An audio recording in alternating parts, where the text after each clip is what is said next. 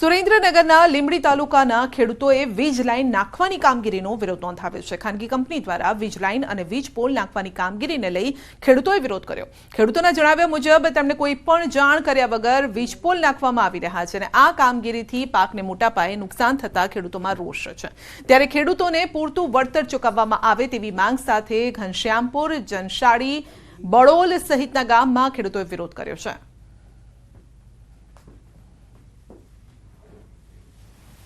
આ પાવરગ્રીડ વાળા લોકો જે મારા કાકાના ખેતરમાં ખાડો કરતા હતા જીસીબી લઈને પોલીસ સ્ટેશન સાથે, અને મેં એમ કીધું કે ભાઈ આ ખાડો કેમ તમે કરો છો? તાર કે બસ લાઈનનું કામ છે। તો મેં એવડે લોકોને એવું કીધું કે તમે એસ્ટિમેટ આપો, કેટલું વળતર છે, શું છે? કોઈ વળતર નહીં, કાંઈ નહીં, ખેડૂતોને નહીં કંઈ પૂછવાનું અને સીધા જ ખાડા કરવા માંડ્યા। વળતર તો એમને ચૂકવવું પડે ને, વળતર આપ્યા વગર તો એમને કામ ન કરાય ને। શું માંગ છે તમારી? અમને આનું વળતર આપે પૂરેપૂરું, અમારું નુકસાન હોય। રાજકોટ જિલ્લાના 3 ગામના ખેડૂતોમાં વિરોધનો વંટોળ ફૂંકાયો છે। ડેમની જગ્યાએ સોસાયટી ફાળવી દેતા ખેડૂતોમાં રોષ છે। જસવંતપુરા, પાળ અને મવડી ગામના ખેડૂતો ધુઆપુઆ થયા છે। સરકાર દ્વારા સિંચાઈના પાણીની જગ્યાએ પ્લોટ માટે ફાળવી દેવામાં આવી, જો કે ખેડૂતોએ વિરોધ કરતા જિલ્લા કલેક્ટરે કામગીરી બંધ કરાવી છે। મધુરમ પાર્ક કોઓપરેટિવ સોસાયટી અને કૃષ્ણા પાર્ક કોઓપરેટિવ સોસાયટીને જમીનની ફાળવણી કરતા ખેડૂતોમાં વિરોધનો વંટોળ ઉભો થયો છે।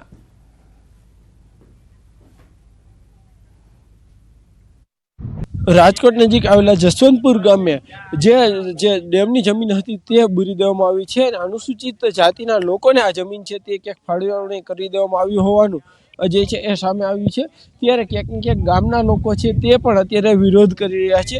જે રીતના વાત કરવામાં આવે તો આ ડેમ છે તે 50 વીઘા જેટલા જમીનમાં જે પથરાયેલો હતો અને 3 ગામના લોકોને જે છે આ ડેમમાં જે પાણી ભરાતું હતું તે પૂરું પાડવામાં આવતું હતું। હાલ આપણી સાથે અહીંયા ગામના કેટલાક આગેવાન છે, આપણે એમની સાથે પણ વાત કરીશું। શું કહેશો, આ કેટલા ગામને જે છે પાણી પૂરું પાડતો તો ડેમ ક્યારે બન્યો? આ 1972માં બનેલો ડેમ છે। રાહત કામમાં તગારા ભરીને ડેમના પારા બનાવેલા છે, 2 વર્ષ કામ ચાલીને। અને આ 72માં બનેલો આવડો મોટો વિશાળ ડેમ છે, એની અંદર કોઈ